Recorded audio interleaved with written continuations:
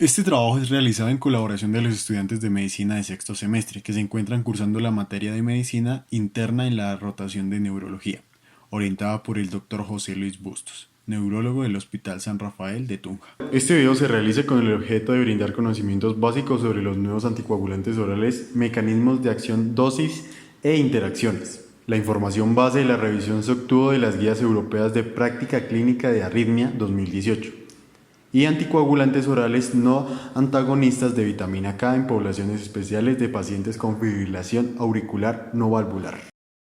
Cascada de coagulación. La cascada de coagulación es el proceso dinámico y complejo en el que participan numerosas proteínas plasmáticas conocidas como factores y cofactores de la coagulación.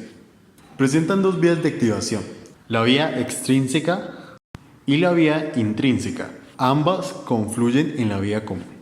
La vía extrínseca, conocida como vía del factor tisular o factor 3, está disponible y entra en contacto con los componentes plasmáticos factor 7. Se une con el factor 3. Se activa dando el factor activo 7A, que activa el factor 10.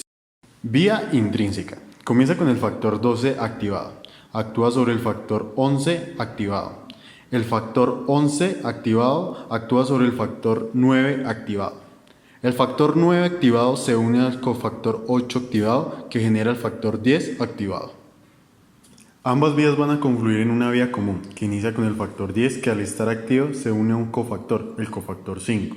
Este actúa sobre la prototrombina y la activa dando un lugar a la trombina. Warfarina, aprobado en 1954, se usa como anticoagulante de elección para el tratamiento a largo plazo de la fibrilación auricular no valvular.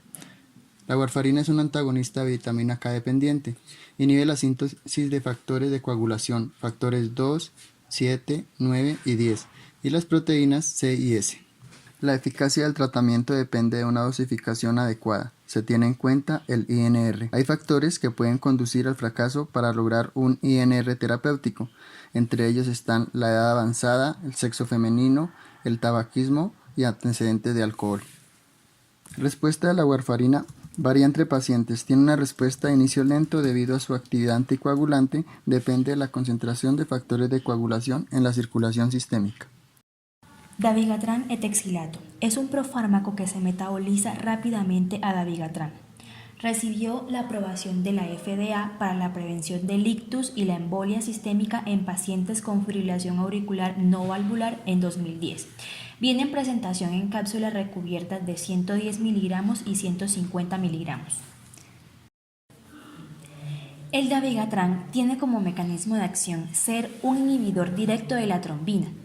Tiene una biodisponibilidad de 3 a 7%, una vida media de 12 a 17 horas, una distribución de 35% y esto favorece que no haya interacciones y una eliminación de 80% renal.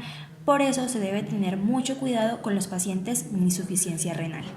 Ahora seguimos con las interacciones medicamentosas. Encontramos que el dabigatran interactúa con inhibidores de la proteína transportadora de glicoproteína. Los medicamentos inhibidores van a ser la amiodarona, verapamilo, quininas, entre otros. Se espera que la interacción conduzca a un aumento de la concentración plasmática de dabigatran, aumentándome el riesgo de hemorragia. Interactúa con inductores de la proteína transportadora de glicoproteínas.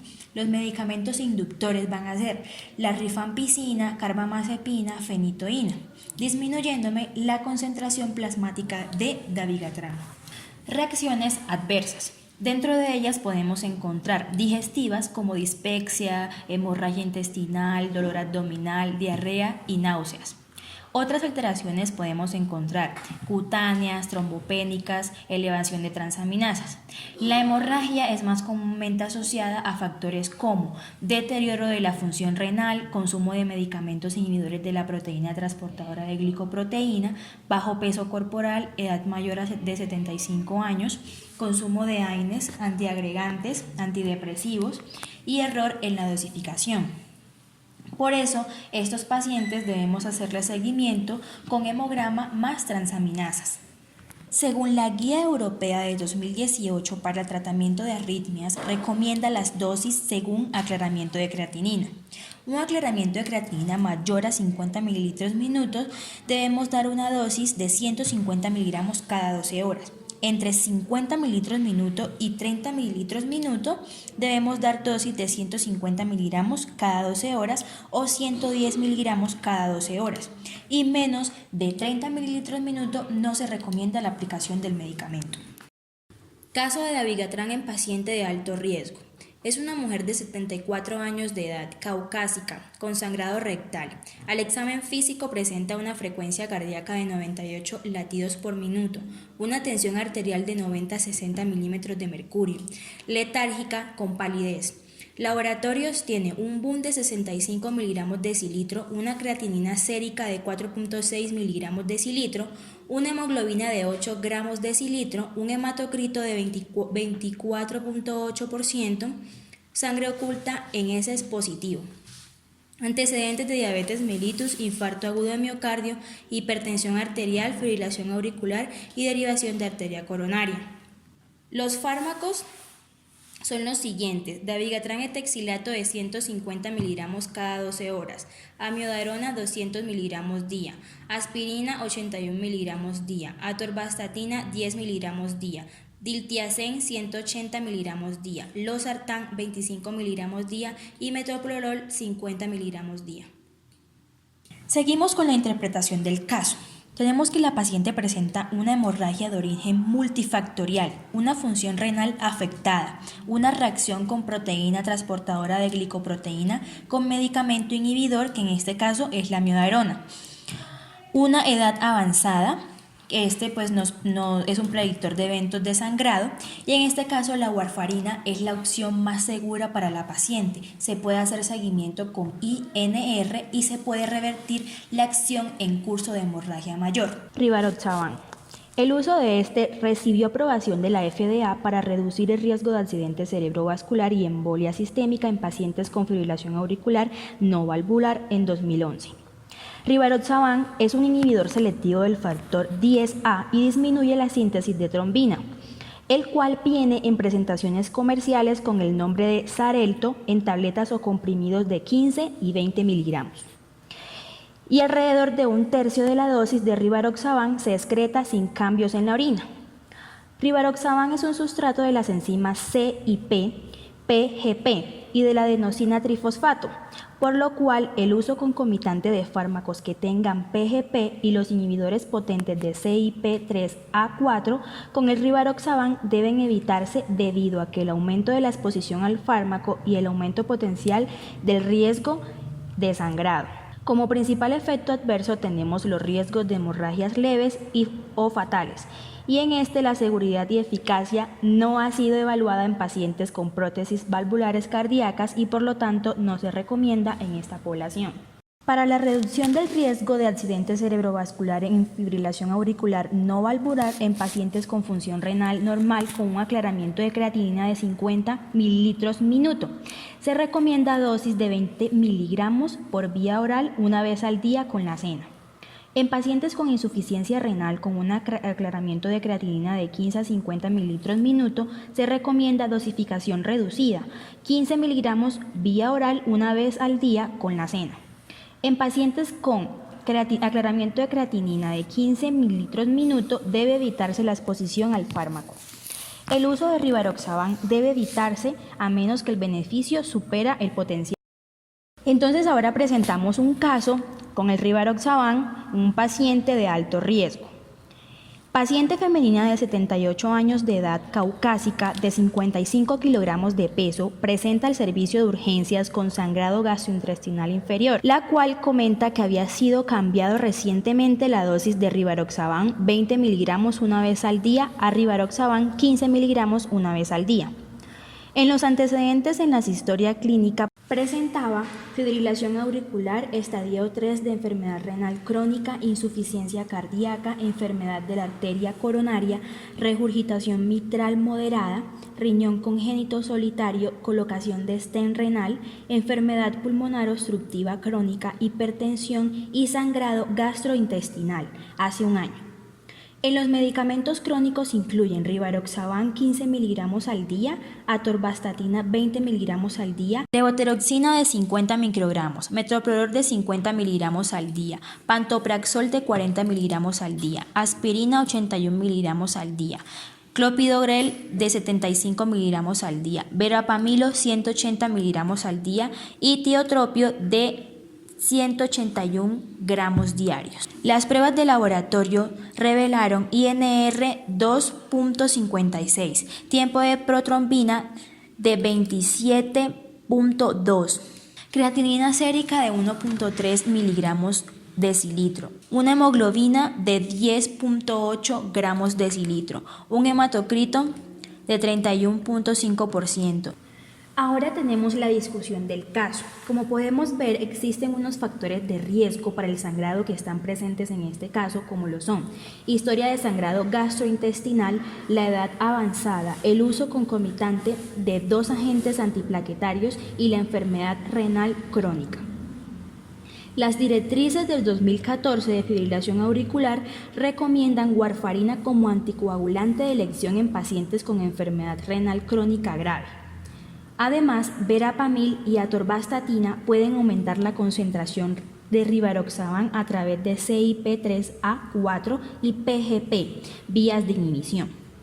Se recomienda que el uso de rivaroxaban se evite en pacientes con insuficiencia renal que reciben inhibidores CYP3A4 y PGP, a menos que el beneficio supere el riesgo potencial. Debido a la presencia de múltiples factores de riesgo, incluyendo la enfermedad renal crónica y las interacciones de drogas, en este caso paciente, warfarina puede haber sido una elección más apropiada.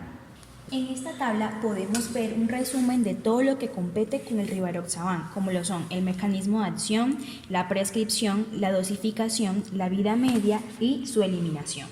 Clínica de la Asociación Europea del Ritmo Cardíaco 2018 sobre el uso de anticoagulantes orales no antagonistas de la vitamina K en pacientes con fibrilación auricular recomienda en rivaroxaban un aclaramiento de creatinina de 50 mililitros minuto en adelante podemos utilizar 20 miligramos. Entre 50 mililitros minuto y 30 mililitros minuto podemos utilizar 15 miligramos. Y entre 30 y 15 mililitros minuto podemos utilizar con precaución 15 miligramos. Ahora seguimos con apixaban. Este anticoagulante fue aprobado por la FDA en el 2012 para disminuir el riesgo de ictus y embolia sistémica en pacientes con fibrilación auricular no valvular. Es un inhibidor del factor 10 activado, interrumpiendo así la formación de trombina y por ende la formación de trombos. Su eliminación es 27% renal y 75% hepática, por lo cual es más indicado en pacientes con falla renal. Su presentación es en tabletas recubiertas de 2.5 y 5 miligramos, la dosis en pacientes con fibrilación auricular no valvular y que tengan una función renal de 5 miligramos cada 12 horas. Se deberá reducir a 2.5 miligramos cada 12 horas para pacientes que tengan al menos 2 de las siguientes condiciones: una edad de 80 años, un peso de 60 kilogramos y una creatinina sérica de 1.5 miligramos por decilitro. Al igual que el rivaroxaban, el apixaban es un sustrato de las enzimas CYP y glucoproteína P, por lo que se deberá administrar en una dosis reducida de 2.5 miligramos cada 12 horas y en lo posible evitar el uso concomitante con CYP3A4. La dosis recomendada en pacientes en hemodiálisis es de 5 miligramos cada 12 horas. El uso de apixaban en pacientes de edad avanzada y con insuficiencia renal se observó una reducción significativa en ictus y en hemorragia intracraneal. En comparación con la warfarina fue superior en ACV. En la siguiente tabla se resalta la información general de los nuevos anticoagulantes orales mostrando su mecanismo de acción, biodisponibilidad, vida media.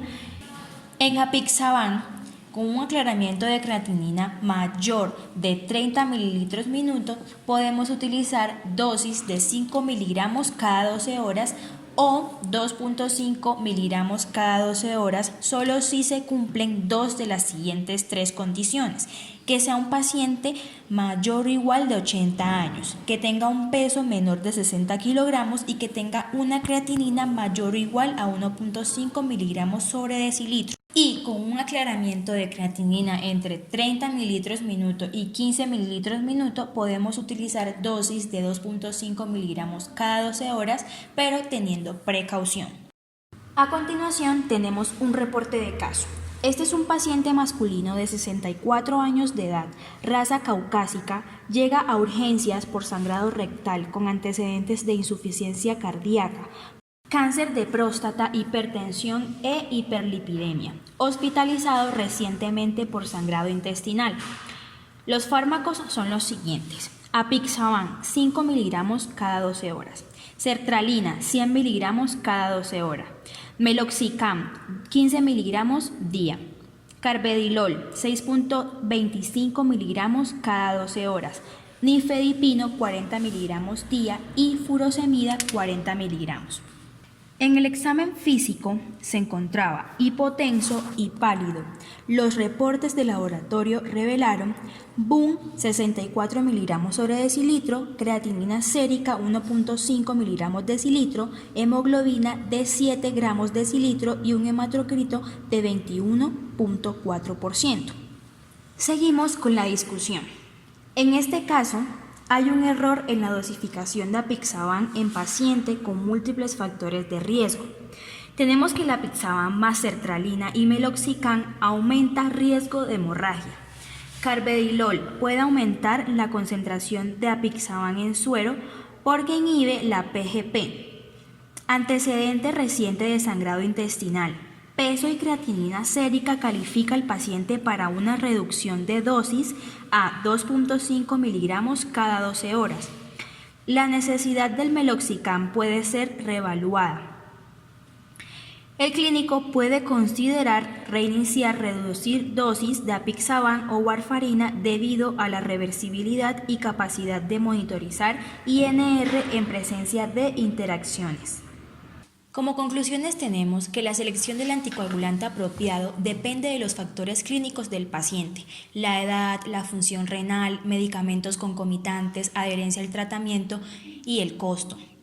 Evaluación de riesgos potenciales, beneficio de fármaco para pacientes específicos.